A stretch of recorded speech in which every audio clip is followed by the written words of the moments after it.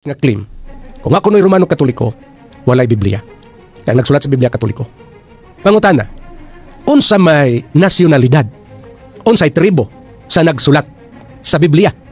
Karon, niya, Roma Kapitulo 3, versikulo 2. Una sa tanan, ngadto sa mga Hudiyo, gipiyal ang mga pulong sa Dios. Sulbad, kinsa di ay ang unang gipiyalan sa pulong sa Dios? Ang mga Hudiyo. Kon mga Israeli.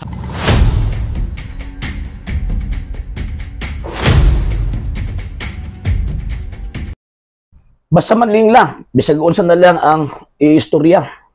Ang atong higalang mga pastoy, pastoy pod ang nagpresent, pastoy pod ang gitawag og nagpost. Dili ko no, tag-iya ang simbahang Katoliko sa balaang kasulatan tungod kay ang gipiyalan ko no sa balaang kasulatan maoning mga Hudyo.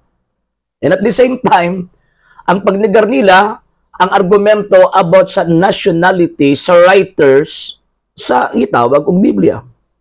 Ang question, dili na ba na basihan nga ang maong Santa Iglesia Katolika Apostolika Romana mao ang tag-iya sa balaang kasulatan?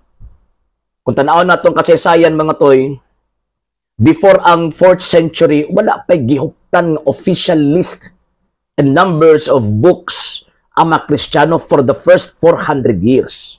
Naanay mga ipang-present ang mga particular Christians, particular ng mga Katoliko, mga obispo kani up to before 4th century, may tungod sa number of writings, number of books, nga ilang ilhon nga inspired written word of God. Pero remember, kana, dili siya official, tungod sa hinungdan nga at that time sa nang giingon wala pay final list nga giproclaim ang iglesyang gitukod ni Kristo concerning sa sacred scripture nga ilhon sa mga Kristiyano.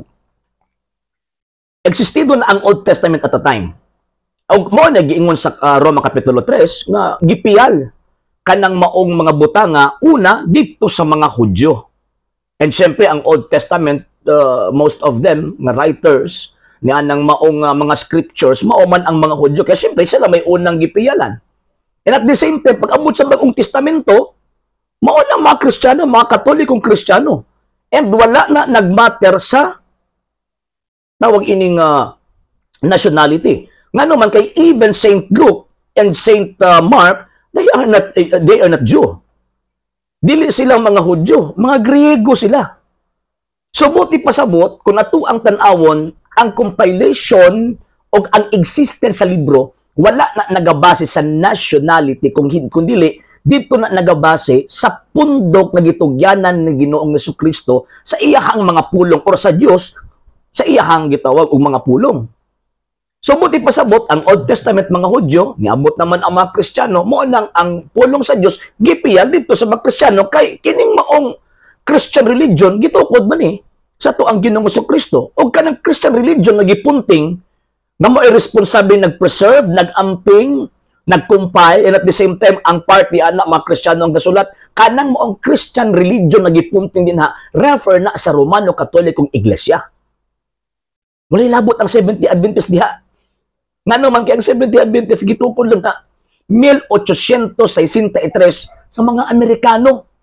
Ug di ka makabasa sa balaang kasulatan, kapitulo ug bersikulo nga ang mga Amerikano pod ang gitagaag katungod nga gipiyalan sa Dios mahitungod ni anang mga pulunga.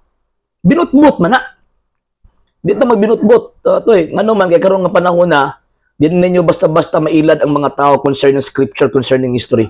Ang mga Katoliko karon panahon na nagtuon, ang mga Katoliko karon panahon na nagsusi mahitungod sa pagtuo mo nang di na mo basta-basta kailad. Okay? Sa hindi pa po nakapag-follow sa mga pages po natin, i-follow nyo po yung mga pages po natin. RJ Horolanciano II, TV Apolia Punto Argumento page, Kuya Apologist TV page, and RJ's Vlog 2022. And pwede rin po kayo mag-send po dyan ng Facebook stars. And also, sa ating po mga channel, sa hindi po nakapag-subscribe, i-subscribe po ninyo yung mga channels natin, Dalay Catholic, Apologist International Official, RJ Sano II TV, Kuya Apologist TV, and Barrio Kawayan Religious Forum. And pwede rin po kayo mag-send po dyan ng super sticker, super chats, and super thanks. And maraming salamat po sa mga kapatid at mga Katoliko na always pong tumutulong sa programa po natin.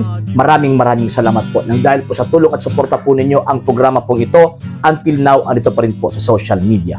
And until now din po, nangangailangan pa rin po tayo sa tulong at suporta po ninyo dahil wala po kami magagawa rito mga sir, mga ma'am, kung wala po yung tulong at suporta po ninyo. Sa gusto pong tumulong, sa gusto pong sumuporta, pwede po ninyong ipadala ang tulong at suporta po ninyo sa pamamagitan po ng ating mga account numbers dyan po sa ating pong screen. And pwede nyo po kaming i-message sa ating pong page kung via remittance po yung ipadala po ninyo. Maraming salamat po in advance.